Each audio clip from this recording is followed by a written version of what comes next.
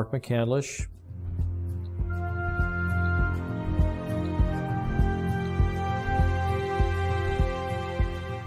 And for the better part of 30 years, I worked in the aerospace and defense industry. Had a secret clearance twice during my career.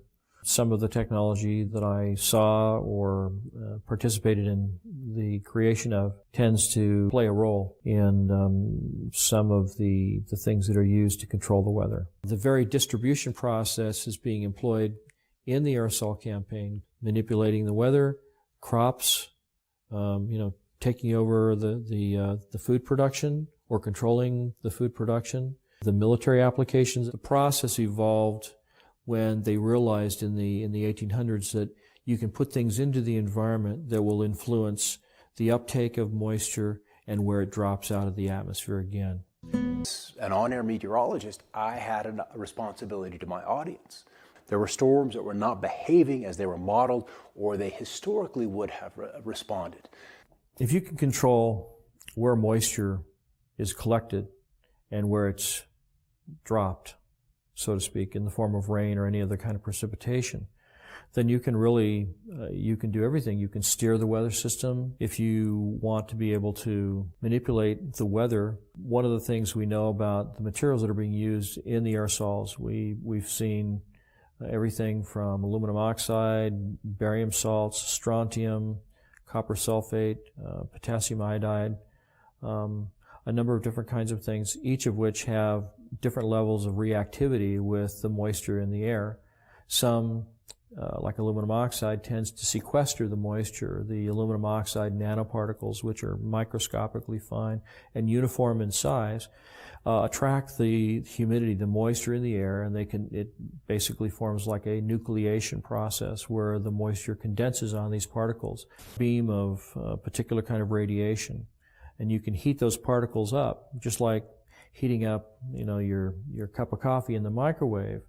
These particles begin to vibrate and resonate if you use the right frequency of RF energy, that they then heat the surrounding air, and they will take all of that air and the moisture that's in it to a higher altitude where it's much colder, and it'll condense and then become a low pressure system.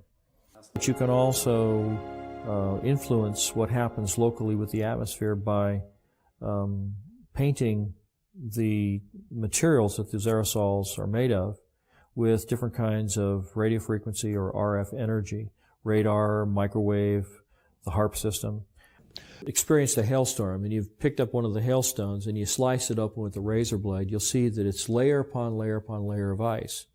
Now, hail is usually formed where you have a low pressure system where there's a tremendous updraft of air. When the air gets warmed up by the sunlight ahead of the storm, the air rises, it takes the moisture that's in the air up to a higher altitude where it's much colder. The moisture begins to condense into water droplets, but the updraft is so powerful that the water is carried to extreme altitudes where it freezes. And it begins to fall, and as it falls, it starts to be caught up in the updraft again, so it's circulated up into the air again, and so each time it's lofted up into the atmosphere, more of the moisture that is condensing on the outside of this nuclei of ice begins to form another layer, and each time it's caught back in the updraft, it goes up again and it gets another layer of ice. And so if you have a system like HARP working in conjunction with aerosols, chemtrails that are spraying in the air, you can actually create updrafts that are so powerful that you can have these hailstone circulation patterns going over and over again, where you get hailstones the size of baseballs or even softballs. Owning the weather by 2025, using the weather as a force multiplier. And this kind of goes back to what I was saying before about if you can control where a weather system goes and how much or how severe the weather system is, then you can do other things like you may have heard more recently that many of the aircraft that we've been developing are what they call all-weather capable, which means that they can fly in any kind of weather. They can shoot and target the enemy under really nasty weather circumstances. And these are all things that you can use to your advantage if you happen to be controlling the weather also, because you can have a terrible storm front come in and make it difficult, if not impossible, for the enemy to operate on the ground or to fly their aircraft if they don't have aircraft that are as sophisticated as the ones that you have. And so by creating or using the weather as a force multiplier, as the title implies, that you can achieve an advantage over an enemy force that gives you the upper hand and create weather systems that are so severe they culminate in battlefield denial, where the enemy is not able to use the roads or the bridges or get through the environment because the weather is so severe.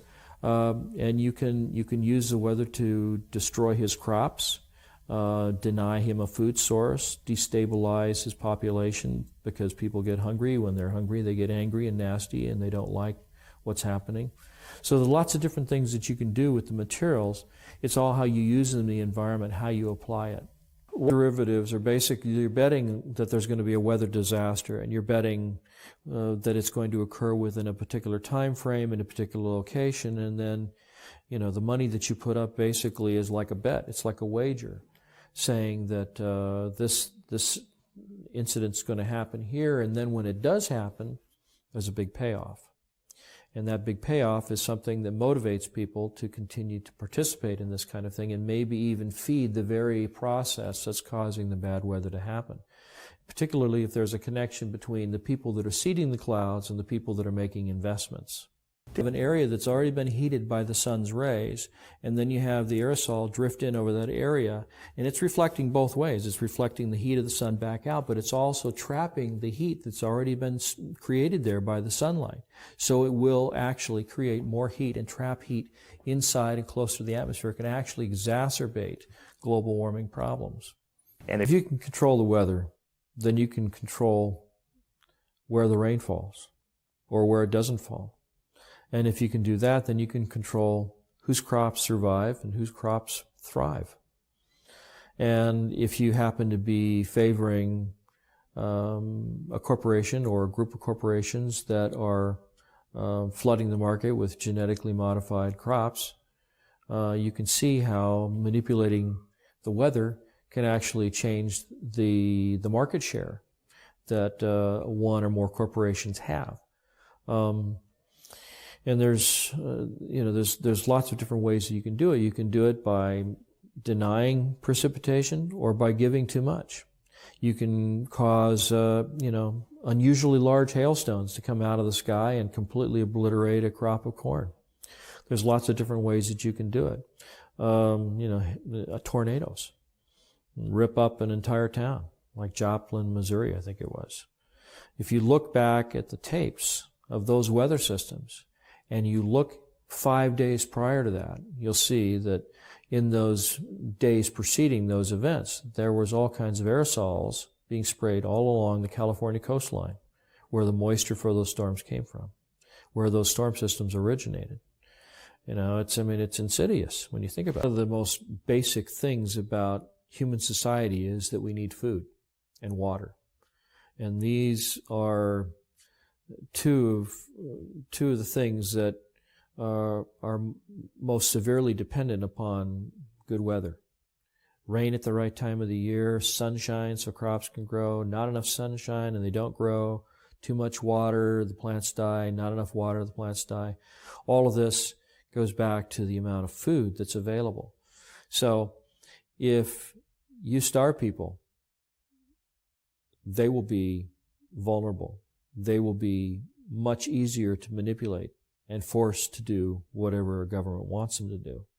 So if you control how much food there is or its availability through things like the weather or using the weather as a strategic tool militarily, you can, dramatically influence what's going on in a country. And by doing that over and over again, sequentially through a region, it's possible that you can change the political spectrum over an entire region by doing this over and over again. Maybe even do it over a much wider region, create so much instability that you're able to come in and say, oh, we have these wonderful fast-growing crops, genetically modified, and this you'll have something to eat in less than 3 weeks, And I imagine that, if you can control the food supply, that you can then consolidate the financial and the political interests of a country.